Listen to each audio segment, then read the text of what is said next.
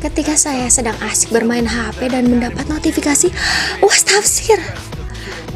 Saya pun bergegas untuk mencari bahan materi yang akan disampaikan agar saya bisa menyampaikan materi tersebut dengan maksimal. Setelah mendapatkan materi yang sesuai, saya pun langsung mencoba untuk menghafal ayat demi ayat Al-Quran. Bismillahirrahmanirrahim. Assalamualaikum warahmatullahi wabarakatuh. Ashabal fadilah, Ibu Ati Solehudin MAG, wa ayyuhal hadirunal karim. Perkenalkan, nama saya Agnia Dinda Pradisya dengan NIM 12140100009 dari kelas BKI 2A, Prodi Bimbingan Konseling Islam, Fakultas Dakwah dan Komunikasi. Puji beserta syukur, marilah kita panjatkan kehadirat Allah Subhanahu wa Ta'ala, karena atas rahmat dan karunia-Nya, saya khususnya bisa melaksanakan tugas tafsir ini dalam keadaan sehat walafiat. Sholawat bertangkaikan salam, berbuah cinta dan kasih sayang, semoga selamanya terlimpah curahkan kepada presidennya seluruh umat manusia, yakni Habibana wa Nabiyana wa Maulana Muhammad Sallallahu Alaihi Wasallam. Di sini saya bertujuan untuk menyampaikan sebuah materi untuk memenuhi tugas akhir ujian akhir semester mata kuliah tafsir. Baiklah, ayat yang pertama yaitu ayat tentang tugas dan kewajiban berdakwah, yaitu pada surat Al-Imran ayat 104. A'udzu billahi minasyaitonir rajim. Bismillahirrahmanirrahim. Wal takum minkum ummatun yad'una ilal khairi wa ya'muruna bil ma'rufi wa yanhauna 'anil munkar wa ulaika humul muflihun. Shadaqallahul azim. Artinya, dan hendaklah di antara kamu ada segolongan orang yang menyuruh kepada kebajikan, menyuruh berbuat yang ma'ruf dan meninggalkan perbuatan mungkar, dan orang tersebutlah orang-orang yang beruntung.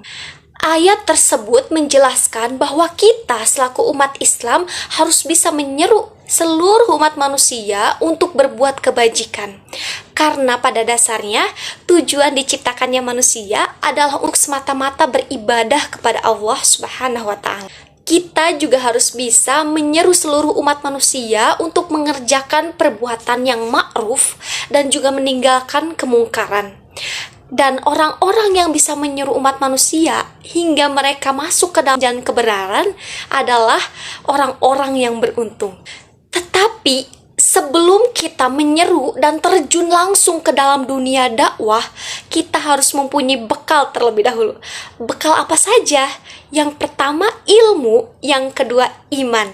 Maka dari itu Rasulullah Shallallahu Alaihi Wasallam bersabda, "Thalabul ilmi faridatun ala kulli muslimin wal muslimat." Menuntut ilmu itu wajib hukumnya bagi setiap muslim laki-laki dan juga muslim perempuan. Kenapa kita diwajibkan untuk mempunyai ilmu terlebih dahulu? Karena ilmu sebagai bekal kita untuk berdakwah kepada halayak umum. Dan ilmu itu menjadi perias bagi pemiliknya. Ayat yang kedua yaitu tentang metode dan juga tujuan berdakwah, yaitu pada surat Al-Imran ayat 110. A'udzu billahi minasyaitonir rajim. Bismillahirrahmanirrahim. Kuntum khaira ummatin ukhrijat linnasi ta'muruna bil ma'rufi wa tanhauna 'anil munkar wa tu'minuna billah walau amana ahlul kitabi lakana khairal lahum minhumul mu'minuna wa akatsaruhumul fasiqun. Shadaqallahul azim.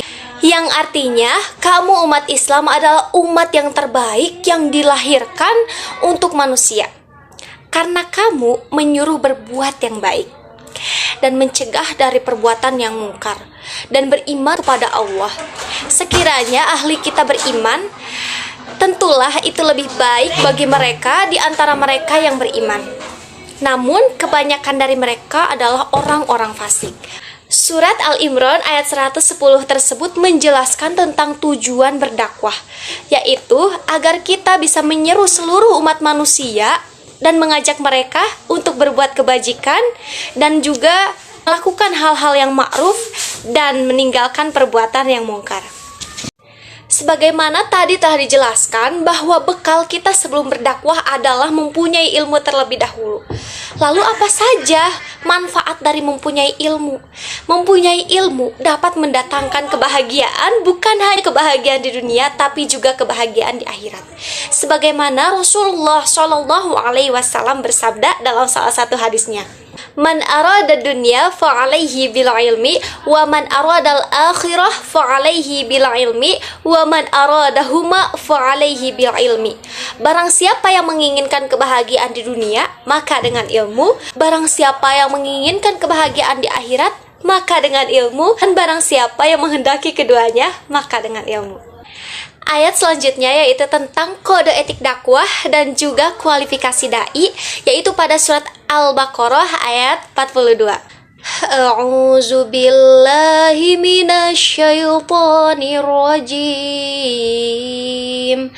Bismillahirrahmanirrahim. Wala talbisul haqqa bil batili wa taqtumul haqqa wa antum ta'lamun. Shadaqallahul azim. Yang artinya, dan janganlah kamu mencampur adukan kebenaran dan juga kebatilan, dan janganlah kamu menyembunyikan kebenaran padahal kamu mengetahuinya. Ayat selanjutnya yaitu surat Al-Baqarah ayat 41 yang berbunyi, A'udzu billahi minasyaitonir rajim. Bismillahirrahmanirrahim. Wa aminu bima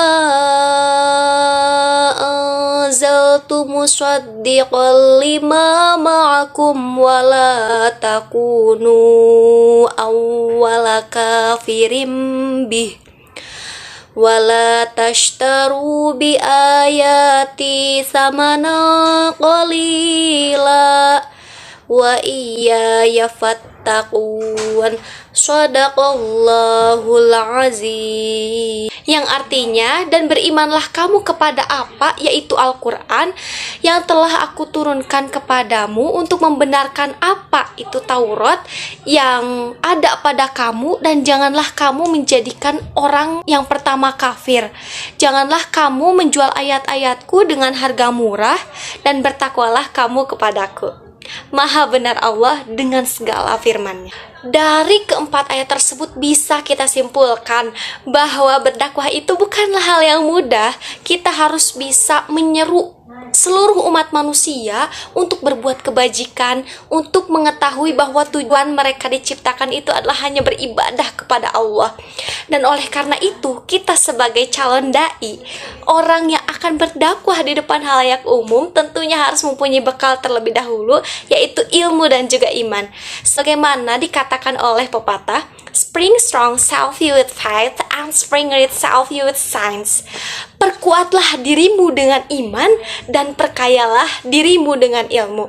Dan ada pepatah lain yang mengatakan, ajining manungsa iku gumantung ono ing rasa tanggung jawabe marang kewajibane. Kita harus mengetahui dulu apa yang menjadi dasar kewajiban kita sebelum melakukan sesuatu. Mungkin hanya itu yang dapat saya sampaikan. Sebelumnya, saya mengucapkan terima kasih yang sebesar-besarnya kepada dosen saya tercinta, yaitu Ibu Ati Solehudin MAG, yang pastinya menjadi sumber motivasi bagi saya untuk menginginkan menjadi pendakwah yang baik. Dan kepada rekan-rekan semua yang pastinya menjadi sumber motivasi juga kepada saya agar saya bisa lebih baik lagi dalam menjalankan mata kuliah tafsir. Bunda Asih gendong putranya. Terima kasih atas perhatiannya. Usikum wa nafsi bitaqullah wa billahi taufiq wal hidayah wa ridha wal inayah. Wassalamualaikum warahmatullahi wabarakatuh.